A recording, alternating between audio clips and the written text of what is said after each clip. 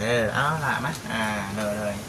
ข้าน้อยก็ขอขอบคุณขอบใจเอื้อยหลายๆเด้อสำหรับของขวัญปีใหม่ก็ขอให้เอื้อยแข็งแรงสุขภาพแข็งแรงขอให้เอื้อยจงมีแต่ความสุขกับความเจริญขอให้เอื้อยมั่งมีร่ำรวยเงินทองกำแก้วหลั่งไหลไปหาเอื้อยบ่หยุดบ่หย่อนเด้อเอื้อยเด้อสาธุ รวย บ่จิตนำเด้อ โดยน้องลาคือกันเด้ออยู่ดีไม่แห้งร่ำรวยคือกันเนาะเลยตั้งใจเฮ็ดเวียกช่วยพ่อช่วยแม่ตั้งใจเรียนพร้อมเด้ออย่าขี้ข้านเด้อหนึ่งอยู่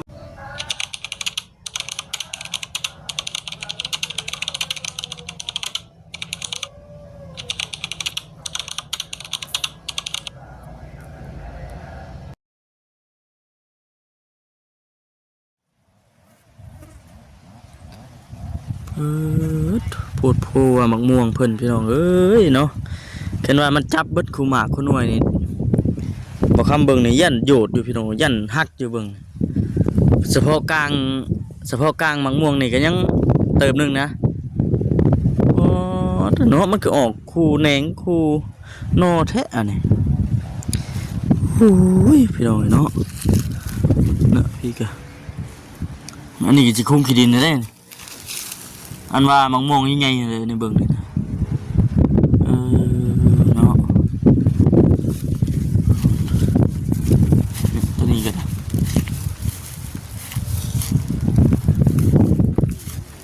ตัวนี้ให้คักตัวนี้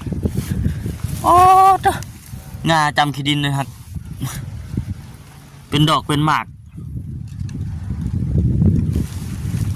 เลาะเบิ่งเลาะส้มสวนน้องด่าเพิ่นพอดีว่าเมื่อนี้นะได้เดินทางมาพี่น้องเลยเนาะมื่อนี้มากับบจิตเพิ่นรอบนี้พี่น้องเลยมาก็เลยเข้ามาเราเบิ่งสวนเพิ่นก่อนแต่ว่ายังไม่ทันได้มีไผพี่น้องยังไม่ทันเห็นไผอยู่น้องแต่กำลังไปนำน้องด้าไปฉันเพื่อไปดินจักไปดินใช่แหละจังใดก็ทักทายสบายดีปีใหม่ด้วยพี่น้องเด้อเนาะทักทายสบายดี FC ทุกท่านยินดีต้อนรับปีใหม่พี่น้องเลยเนาะหอดปีใหม่แล้วพี่น้องเลยมื้อนี้ก็เป็นมื้อวันที่3มื้อนี้วันที่2026แล้วพี่น้องเลยเนาะบัดทีนี้2026แล้วบัดนี้ข้าวเดียวคือว่าไว้ว่า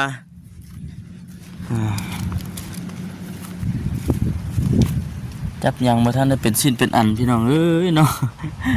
เวลาก็คือว่าไว้โพด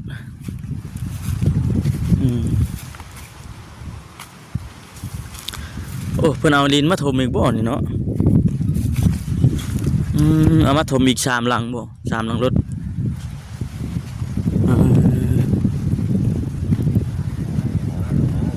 หลังละ300,000ดิเช็ดชูงดีทุกคนเป้าหมายของเพิ่นคือสีโยเพื่อหลังนั้นมาพี่บัดทีนี้มันสิได้อยู่บ่เนาะพี่น้องเนาะ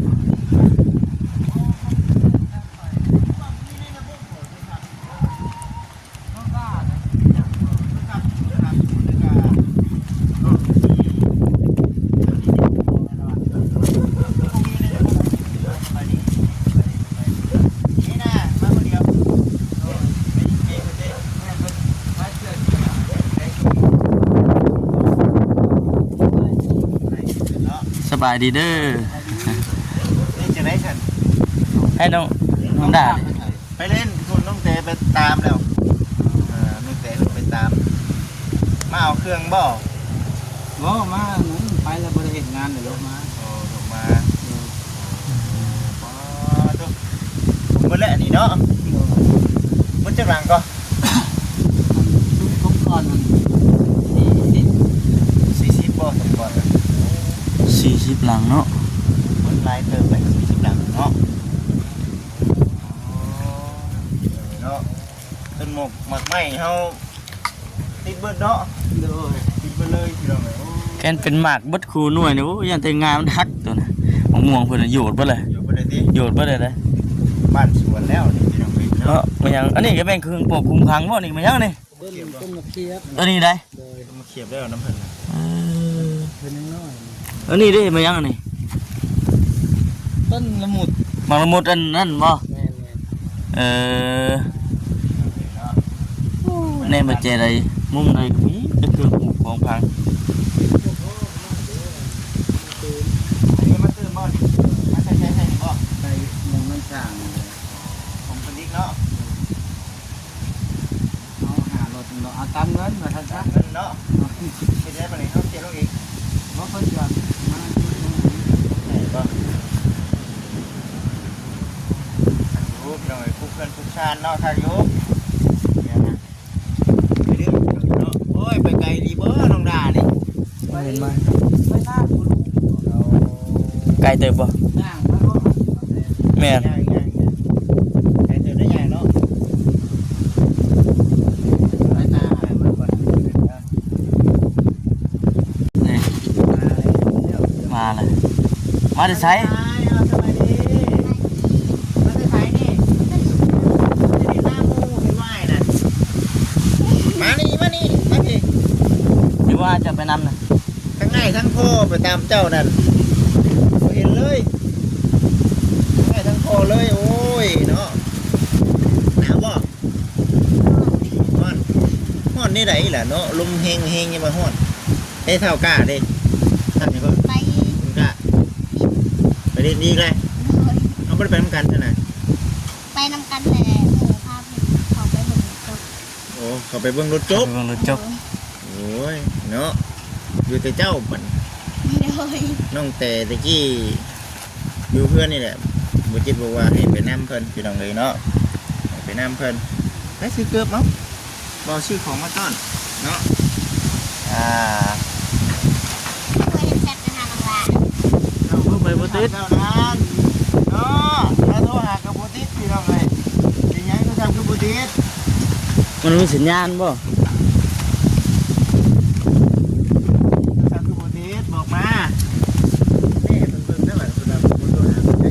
เนาะเอาเรื่องนี้ เช็คเบิ่งบาด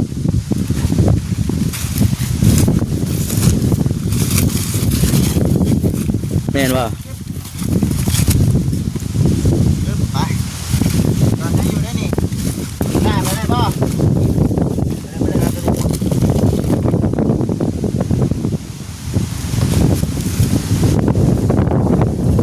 ลุ่มเลยพี่น้องลุ่มแห้งขนาด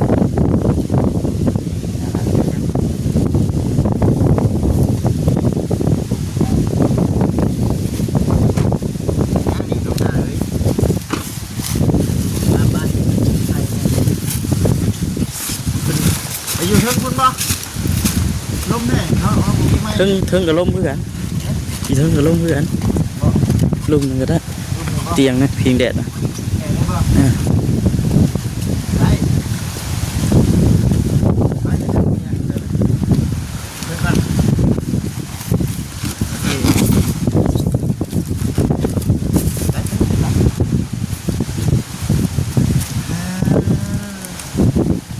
ปนี่ก็ยังมานี่ ขึ้นเขากับคนปลา มาจะใช้ปลาเนี่ยมาจะใช้คือเอาเก่งอยู่บ่ครับ ยอดเนาะ ยอดไหนยอดเจ้าอยู่ทางนี้เหรอ เอ๊ะจ้าเลยจ้ะ มาพี่เจ้าอยู่ทางไหนบ่บอกเอามาได้หามึง หามุมกันเอาเลือบเนาะไปหนึ่งเด้อ ได้บ่ไปเนี่ย โอ้ เป็นกระติกดิ เต็กไปปะเห็นถึงลมแห้งขนาดพี่น้องเนาะ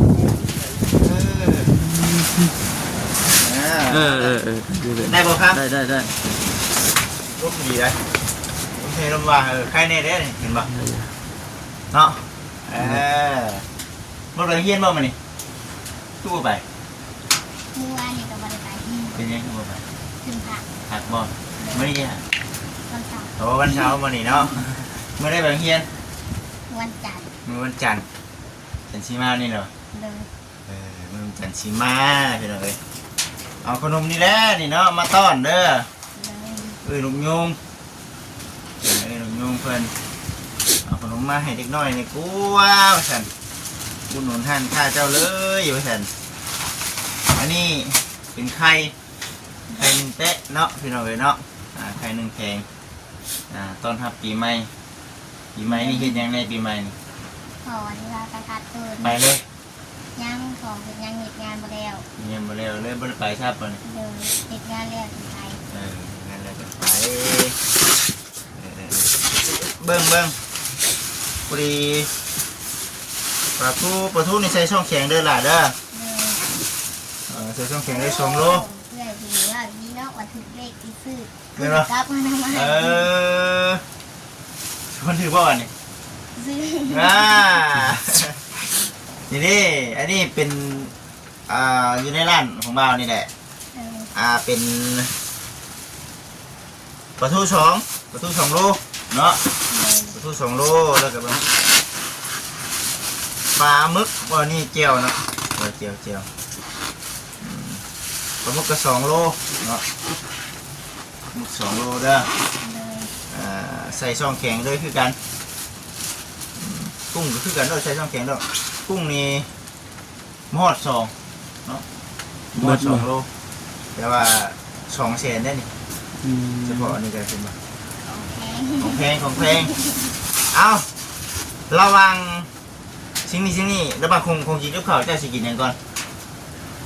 กินตัวนี้ก่อนกินปลาหมึกหรือกุ้งก่อนกินกุ้งแล้วว่าแสนพี่น้องเอ้ยเนาะกุ้งแล้วนี่ปลาทูก็ใส่ช่องแข็งไว้เด้อใส่ช่องแข็งไว้ถือว่าเอามาให้เพิ่นแล้วพี่น้องเป็น7แสนสมมุติเป็น7แสนกี่ เราพูดระบาดได้ถึงฐานแล้วได้ เอ้ยบ่เป็นหยังเนาะแต่ว่าผู้เพิ่นไปตามเพิ่นแล้ว น้องเตก็ไปแล้วพุ่นเนาะพ่อเจ้าก็ไปแล้วพุ่นหาน้องละว่าซั่นก็ได้บ่ฮู้ไปจักคนบ่ พ่ออ่ะ พ่ออ้ายบ่บ่เป็นหยังเนาะนี่แหละนอนใช้เมื่อคืนนี่พากันมานอนที่วัดบ่หรือว่าจังได๋ นอนคือแบบ คุณเล่นซั่น แต่พอลูก น้ำคุณอยู่แต่พอลุงโอ้คักแล้วเนาะนี่คือโอ้ลมเนาะมื้อนี้เนาะโอ้ยลมแห้งพี่น้องใส่คลิปลำบากพี่น้องเนาะทำเป็น7ช่วงลม คนมาเลย มาแล้วบ่เห็นพ่อเจ้ามันบ่ เห็นหลังเห็นไหมหัน แล้วฮู้บ่ว่าเจ้าเห็นเจ้าพอเราเห็นว่าเจ้าเห็นเรา พอแล้วเนาะ เห็นบ่ ออกกันในทาง พวกกันในทางปีนี้อยู่ห้องใดก็ปีนี้ ก็สี่ ห้องป .4 เดิน ชื่อตัวเองเขียนเป็นแล้วว่า เป็น อ่านได้เขียนออก ตัดตัวได้ตัว อ๋อต้องพยายามได้เหยเนาะอีกจักปีหน้าป .5 เนาะ เดิน อีกป .5 ปีหน้าป .5 ปีนี้อีก2 ปีขึ้นม.ได้เหย เลย ต้องพยายามหนาวบ่ช่วงนี้ ตัดน้ำอยู่ หนาวเนาะช่วงนี้เนาะย่ำหนาวกับย่ำร้อนมักตัวใดบอกมาพูดในไหนเนาะอ่านอยู่ว่าน้ำย่ำหนาวนี่ อาบ คือการย่ำร้อนเนี่ย น้ำมันกับอาบ เราจะนอนย่ำหนาว น้ำให้อาบเตเว่น ย่ำหนาวอ่านแต่เว้น เดิน นอนพี่นอนเลยนอนพี่ทั้งนี้ได้สระของน้ำของในทั้งนี้ ยังบ่เห็นยังบ่ได้เห็น ของน้ำใช่ไหม เข้าป่า ของน้ำรวมเลย เดิน ของน้ำสีเขียวเนาะ เดิน พี่นอนเลยเนาะมาหามานอนนี่ตลอดแล้วเดี๋ยวนี้ เดิน ไงบ่อยู่นี่กับอยู่คุณอะไรไงรู้จัก ยืนยังไง ไงเนาะ เดิน อยู่คุณมันเป็นยังไง ทางยาก ทางอย่างไรเนาะ กินดินทรายบ่ เลย ตะกี้ว่าโทรหาน้องบุติดแต่ว่าสิขี่รถใหญ่เข้าไปว่ะเข้าไปได้บ่ เขาไปพูดได้ ได้บ่ เดิน ขี่ดินทรายคือเก่าบ่เลย เขาไปหน้าแล้ว แม่ ทางขาไปกินดินทรายคือเก่าป่ะ เลย ยันเข้า เงิ ไป น ได้ ค่าไปขึ้น ค่าน่ะ ปีกายนี่บ่เขาไป ขายนี่ค่านี่เป็นไง ค่าบ่ หลาย หลายบ่ปีน เดินเป็นเขาไปแกะไม่ดี มันคักแล้ว ได้เนาะ เดิน ได้แต่ค่า เดิน ตัวกันในชื่อนี่เนาะตัวกันให้เข้าไปเด้เนาะจะหน่อยนี่เอาอันนี้ก็เป็นทั้งเอ้ยลงยุงเพิ่นเนาะตลอดมาหักเพลงทั้งน้องแร่แล้วก็ ซอยซัพพอร์ตหันค้าหันขายทั้งบทจิตน้ำพี่น้องเนาะดีใจ เลย ดีใจทั้งผู้ให้ดีใจทั้งผู้ไล่เนาะ เลย ถือว่าได้มาเลยเด้อเด้อเนาะได้มาแล้วอันนี้แถมเลยแถมน้องล่าเลยนี่แถมเลยเด้อ เลย จักจะเอาไปเฮ็ดหยังสิหรอกเนาะจังว่าหมูมีเนื้อใส่ก็ใส่จูไผ่เนาะ เลย ปลูกพักก็ได้ ปลูกผักเนาะ ปลูกพัก โอ้ เป็นดินปลูก แม่ พั น ก บ่ครับ ได้ได้ โอ้อยู่เพื่อนมีหลายอันนี้ก็สิปลูกกัน ปลูกพักบัวพักหยังโอ้ยคักนะ งามบ่ งาม ปลูกผักเถอะเนาะเอ้ยเนาะพี่น้องนี่แหละเนาะจะได้ถมดินเสียเพื่อนอะไรนี่ เลย เอาถือเลขบ่ลงด่านี่ฮะ บ่ถึง เอาดินไม่ใช่ถมนี่ อันเงินเอื้อถึงน้องเพิ่น บ่ อืม หลายเถอะบ่จักรถนี่ ประมาณ40หลุดสุดก่อน เบิดเท่าไหร่ปะ 40หลุดหาเบิด12ล้าน เนาะกูก็ดีอะแท้อันนี้ เมื่อเช้านี้เอาหาหลุด ไม่เท่านี้หารถ เลย ดังได้เท่าไหร่รถหนึง ก็บ่ฮู้คันเพิ่น คันตัวนี้ติเอาบริเวณเจ้าเดิมบ่ เลย เจ้าเดิม บอก บ่แม่นเนาะอืม จังไดก็ตามแต่เนาะได้ชั้นนี้ก็เติมหนึงแหละเนาะ แม่ ขีดินถมนี่ลายเด้นี่เนาะ เลย ลายดิขีดินถมพี่น้องเอ้ยเนาะถือว่าบัดนี้ก็หาเงินซื้อเสาเด้อ เลย หานี่ได้สิหาเงินนี่ได้ซื้อเสานี่ ใครมาป้าน หาหมักตาล เลย โอ้เนาะได้ยี่บ่หมักตาลปีนี้นี่ปีนี้ไปไรขายเลย ยังมันตาในหน้ากันใหญ่เลย แต่ก็ขายหมักตาลบ่ เลย เจ้าเคยขายบ่ เคยวันเสาร์อาทิตย์ก็ไปนำแม่ มันทำติดไปแม่ เลย ขาย ใครอยู่รักษา รัก35ขายตลาดเนาะตลาดรัก35เนาะตัวเนาะดีแล้วแซนซอยได้เลยเนาะซอยเวียกพวกกับแม่เด้อ เลย นี่แหละพี่น้องเนาะเข้าไปนี่ได้หลายบ่ เขาที่มีได้ประมาณ80ปลาย โอ้ดีแล้วฉันดีแล้วดีแล้ว ทำสิกินบาดนี่เนาะ กินนี่ไวอยู่บ่เบิดอยู่บ่ปีนึง ก็ยังบ่ฮู้ว่าสิพอหรือบ่พอ กันบ่ขายเนาะ เลย กันขายนะเบิดพี่น้องเนาะ10 20ก็บ่เหลือ แม่น เฉพาะกินซื่อๆนะปีนึงนี่อย่างสูงสุดนี่40 ซะเนาะบ่ครับเนาะ แม่นแม่น 42นี่เหลือกินอยู่พอดีได้หลาย42 บ่ขายคันบ่ต้องเนาะ แม่ แค่มาขายมี100เบิด100เด้ แม่ มีพันเบิดพันเด้ บ่เกินมื้อเดียวหรอก100 สอบนี่เนาะ คนไปบ่เดียวก็เบิดได้ติ เอาท่านเด้อน้องดาเด้อดีใจน้ำมันนี่ก็ได้ เลย ลืมบ่บ่จิลืมหยังได้ว่ามันไม่ลืมหยังบ่เนาะเดี๋ยวกันว่าลืมหยังก็เดี๋ยวเอ้ยเพิ่นเบิ่งเพิ่นก็สิอ้าวบ่จิเอ้ยบ่ได้เนาะ อืม นี่บ่พอยันลงลืมๆเลยพี่น้องเอ้ยเนาะก็สิว่านี่ได้แหละกุ้งแน่ปลาหมึกแน่ปลาทู2โลไข่ขนมน่าจะโอเคแหละเนาะถือว่าโอเคแล้วเอาบ่แม่นเนาะได้ก็เงินเนาะเงินให้50,000เด้อ เลย ไว้ไปโรงเรียน เลย มื้อหนึงใช้มื้อละเท่าใด 3 3,000กีบ เลย มีหยังชื่อ3,000กีบเอาทานไหม ก็มีขนมจีน ลูกชิ้นไม่เท่าไหร่ แม่สอน ไม่2,000ยังเหลือ1,000บาท เลย เจ้าชื่อหยัง1,000 ชื่อขนม ขนมบิ๊ก เลย นมอมมาได้ติ น้ำได้หาน้ำกินเด้ น้ำอยู่โรงเรียนผมมีทุนที อยู่โรงเรียนมีน้ำกินฟรี อืม ข้าวได้หา เขาขึ้นไป ข้าวกำลังคือข้าวนี่ถือไปกับผมกิน เลย เออ เดี๋ยวนี้ได้เนาะ เลย ประหยัดเนาะ เลย ถือไปมื้อ3,000พร้อมบ่นี่ เลย จะมามี50ถือไป50จักเนาะเบิ่งได้เลยเนาะเอาแต่เป็นเงินน้อยไว้ก็ได้ เลย อันนี้50,000พี่น้องเอ้ยเนาะ อืม เอาละเงินของเอ้ยลุงยุงเด้อ ได้เลย โอเค ค่ะ เอา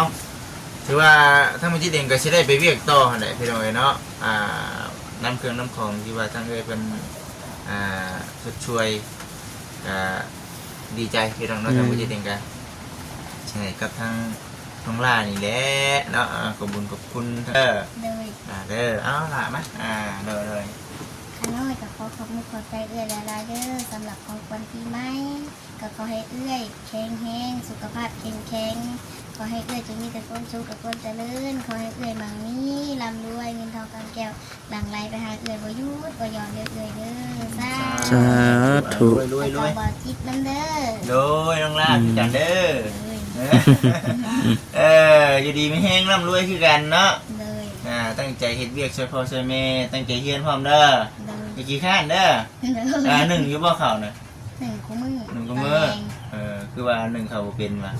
แล้วจะมีนไผบอกว่าน้องด่าต้มไข่ก็บ่เป็นนะจะต้มไข่บ่เป็นบ่ เป็น เป็นอยู่บ่ฉันเนาะจะกินยังได้เป็นแกงทำไมเป็นอยู่บ่ ต้องใครใส่ยังแน่จ้ะ ต้มไข่ใส่แต่ไข่กับน้ำ นี่ว่าบ่ได้ใส่เกลือเพิ่นว่าบ่ประเดกว่าบ่ได้ใส่ติ ว่าอยู่เลยเนาะ